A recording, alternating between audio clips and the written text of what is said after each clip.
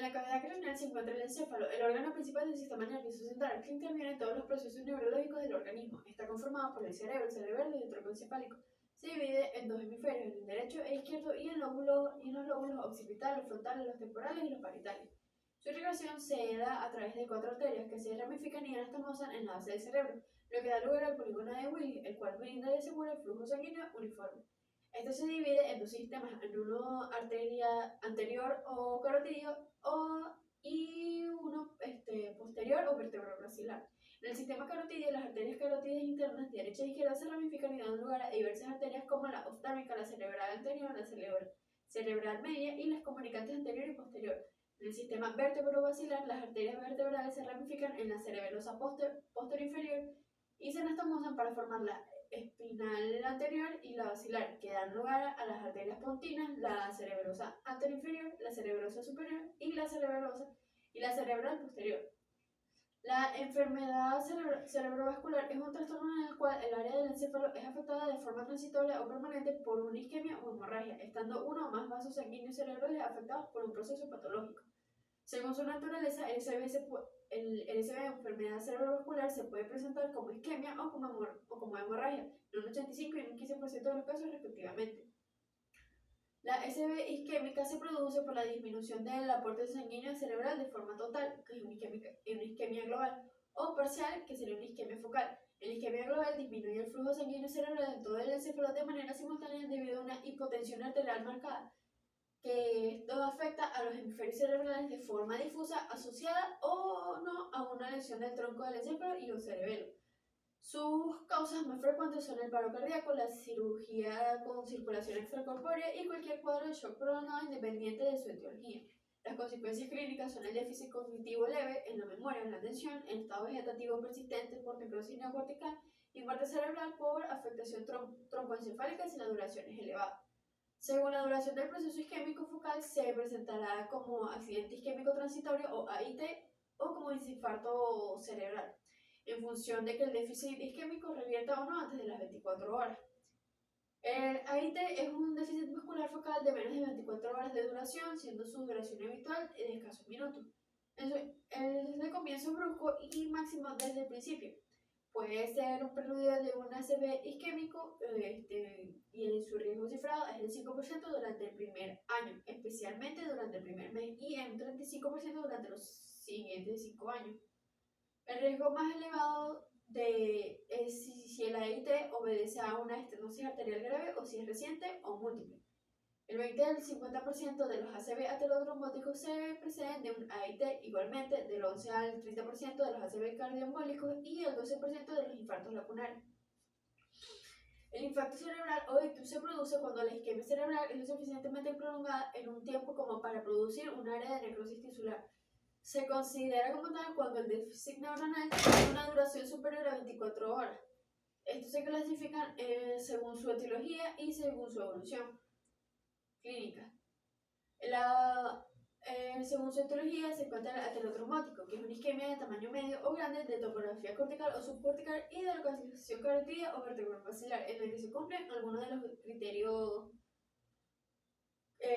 como aterosclerosis con estenosis, que la estenosis es mayor o igual al 50% del diámetro luminal, o oclusión de la arteria extracraneal correspondiente o a la arteria intracraneal de gran calibre, como la cerebral media, la cerebral posterior o tronco basilar, todo esto en ausencia de otra etiología. O aterosclerosis sin estenosis, que es la presencia de placa o de estenosis inferior al 50% de las mismas arterias en ausencia de otra etiología y en presencia de al menos de 2 factores de riesgo vascular cerebral, como edad mayor a 50 años, hipertensión arterial, diabetes mellitus, tabaquismo o hipercolesterolemia. Otro es el cardioembólico, donde la isquemia es de tamaño medio o grande de topografía cortical, en la que se evidencia, en ausencia de otra etiología, cardiopatías embolígenas, como presencia de un trombo o un tumor intracardíaco, estenosis mitral reumática, prótesis aórtica o mitral, endocarditis, fibrilación auricular, enfermedad de un nodo sinusal, aneurisma ventricular izquierdo o asinesia después de un infarto agudo de miocardio, o presencia de hipocinesia cardíaca global o disinesia. También está el infarto lacunar, que son áreas necróticas de menos de 15 mm ubicadas en arterias perforantes de 100 a 400 micromicras de diámetro, que irrigan la sustancia blanca de los hemisferios cerebrales, los núcleos grises subcorticales, el diencéfalo o el tronco cerebral. Representan el 20% de los ACV isquémicos y la hipertensión arterial y la diabetes mellitus son las causas de infarto lacunar más frecuentes. También se encuentra el infarto por causas inhabituales, donde la isquemia de tamaño variable de localización cortical o subcortical en territorio carotídeo o vértebro-basilar en un paciente en el que se han descartado los orígenes anteriormente mencionados. Se suele producir por enfermedades sistémicas como conectivopatías, infección, alteraciones metabólicas o de coagulación, entre otras, o por enfermedades como disección arterial, displasia fibromuscular, aneurisma sacral, malformaciones arteriovenosas, trombosis venosa cerebral, angeitis, migraña, entre otros, y el infarto indeterminado, que representa entre el 30 y el 40% de los ACV isquémicos. La falta de certeza diagnóstica puede deberse a la detección de más de una etiología en el paciente. Un ejemplo demostrativo sería la coexistencia de una fibrilación auricular y una estenosis arterial superior al 50%. Según la evolución clínica, se encuentra el ictus progresivo o en evolución, el ictus con tendencia a la mejoría o el ictus estable. En el ictus progresivo, el déficit neurológico inicial exacerba por un aumento de intensidad o por la adición de nuevos síntomas y signos. En el de tendencia a la mejoría, tiende a remitir de modo que a las 3 semanas del inicio de los síntomas, la recuperación del déficit focal neurológico es igual o superior al 80% del total inicial. Y en el ictus estable, la clínica neurológica inicial se mantiene por más de 24 horas en los ictus carotídeos y más de 72 horas en los vértebro-basilares. Según la arteria cerebral comprometida, se encontrarán las siguientes manifestaciones. En la arteria cerebral media, dependiendo de la localización y el grado de obstrucción, se presenta obstrucción total a nivel de su origen, que ocasiona hemiplegia, hemianestesia, hemianopsia homónima contralateral, desviación de la mirada ipsilateral, disartria, afasia si el evento ocurre en el lóbulo dominante, anosognosia y apraxia. A menudo ocurre obstrucción parcial, que ocasiona pérdida de la fuerza en la mano y el brazo, afasia de Broca si afectó el lóbulo frontal y parietal, afasia de Wernicke si afectó la corteza temporal, y la rodilla de la cápsula interna, que origina sintomatología motora o sensorimotor contralateral a la lesión, debilidad en los músculos faciales, seguido del brazo y por último en la pierna conforme avanza la isquemia. En la arteria cerebral anterior se caracteriza por la paresia o paraplegia crural contralateral asociada a una asinesia o hipocinesia del miembro superior.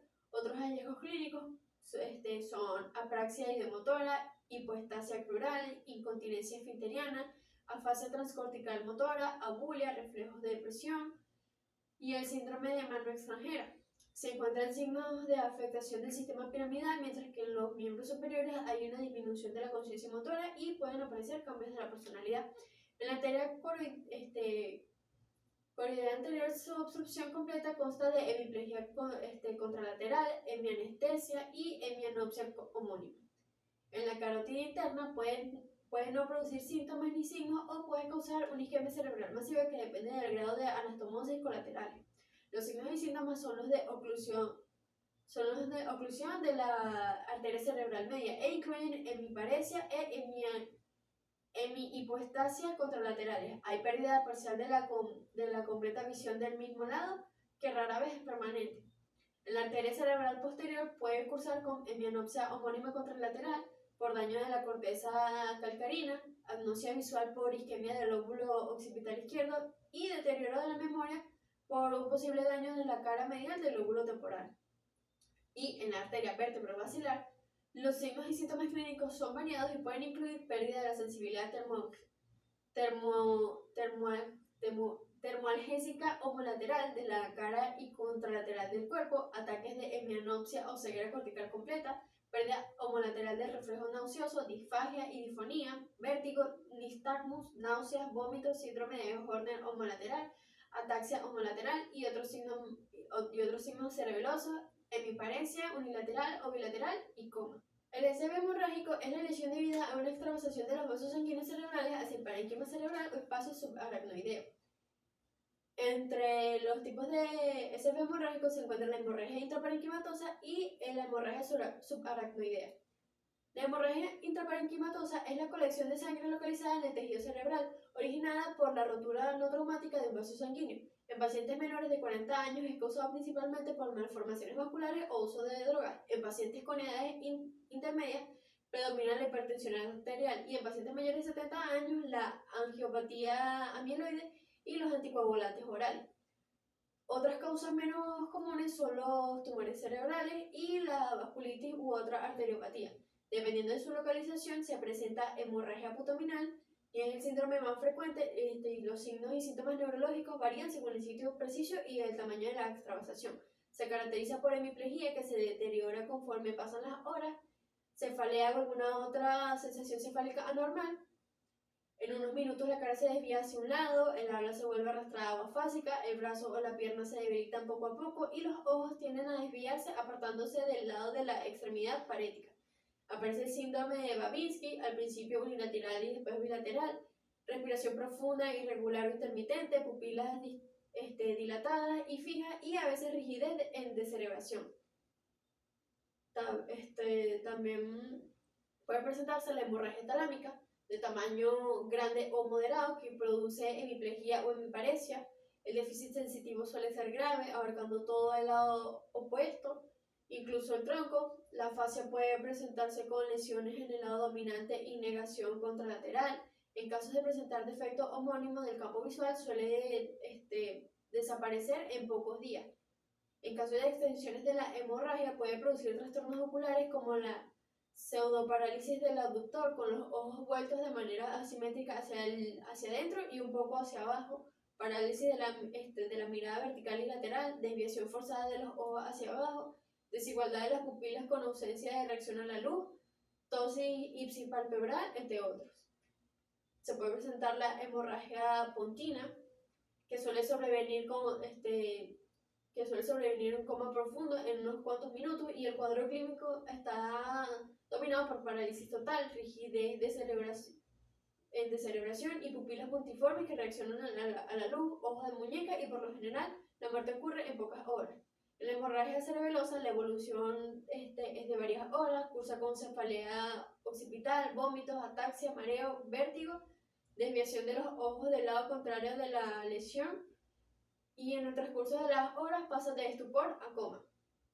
La hemorragia subaracnoidea se debe principalmente a una ruptura de un aneurisma sacral que cursan con cefalea intensa, que puede acompañarse de focalización neurológica seguida de pérdida transitoria de la conciencia, y sus principales complicaciones son la producción de un nuevo desgarro, hidrocefalia, vasoespasmo, edema cerebral e hiponatremia.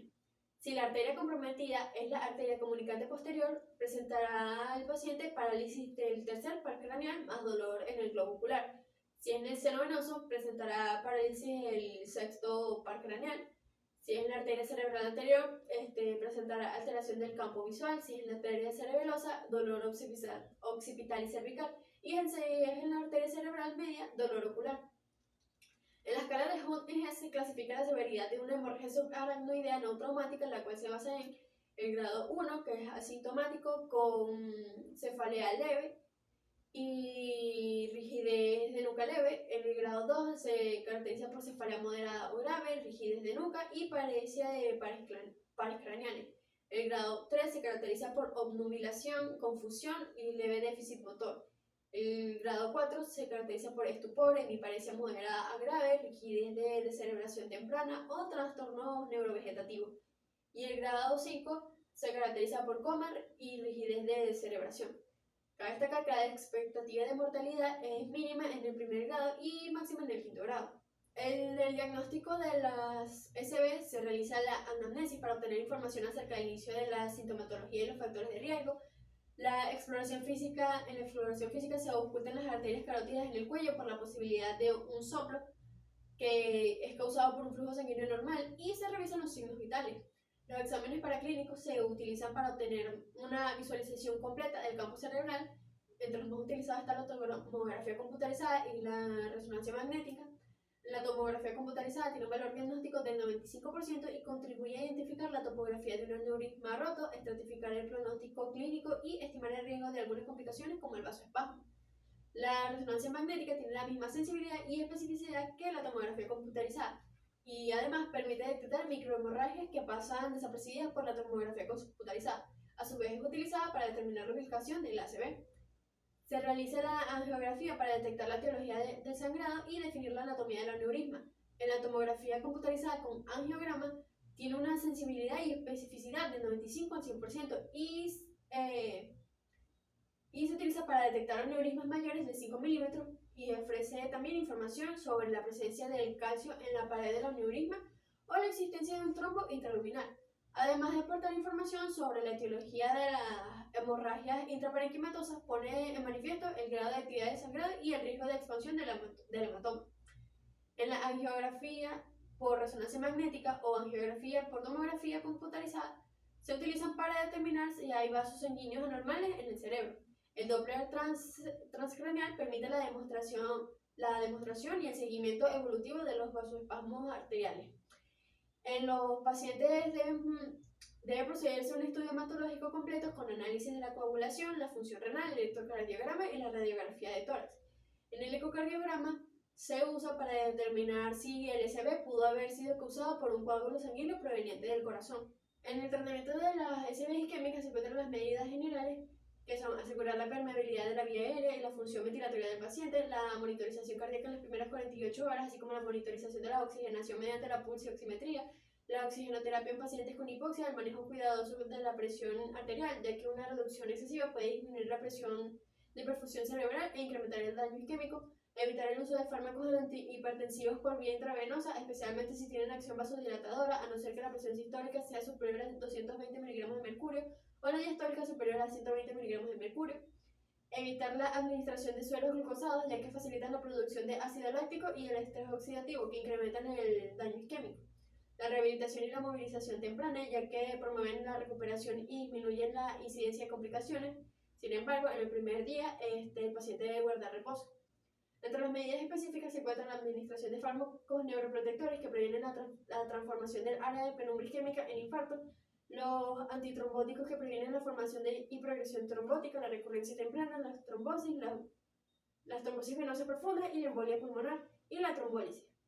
En el tratamiento quirúrgico se encuentra la endarterectomía carotidia, que beneficia a pacientes con síntomas asociados a una estenosis carotidia extracraneal igual o superior al 70%, la angioplastia carotidia con stemming y la resección quirúrgica del tejido infartado, que puede indicarse en casos de infarto cerebeloso con comportamiento pseudotumoral, y la hemicraniectomía descompresiva extensa, que disminuye la mortalidad del infarto maligno de la arteria cerebral media, aunque incrementa el número de supervivientes con secuelas moderadas.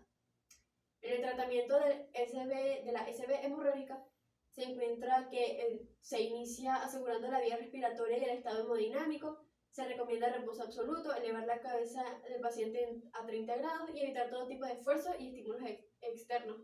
Ha de mantenerse la isosmolaridad, la normonatremia, la euvolemia y la normoglucemia y la apirexia. La presión arterial sistólica será inferior a 200 miligramos de mercurio si el aneurisma está tratado, o inferior a 170 miligramos de mercurio si está pendiente de oclusión y se administran los analgésicos necesarios. Se administra nimodipino para prevenir el vasoespasmo y esomeprazol como prevención de las úlceras de estrés. Se usan medias elásticas compresivas hasta el tratamiento del aneurisma y después se sigue el tratamiento farmacológico con heparina cálcica o de bajo peso molecular para prevenir la trombosis venosa profunda. Es conveniente administrar protectores de la mucosa gástrica, realizar hidratación adecuada e iniciar la nutrición lo antes posible por la vía más segura. Y la hipertensión intracraneal debe ser tratada mediante los diuréticos osmóticos.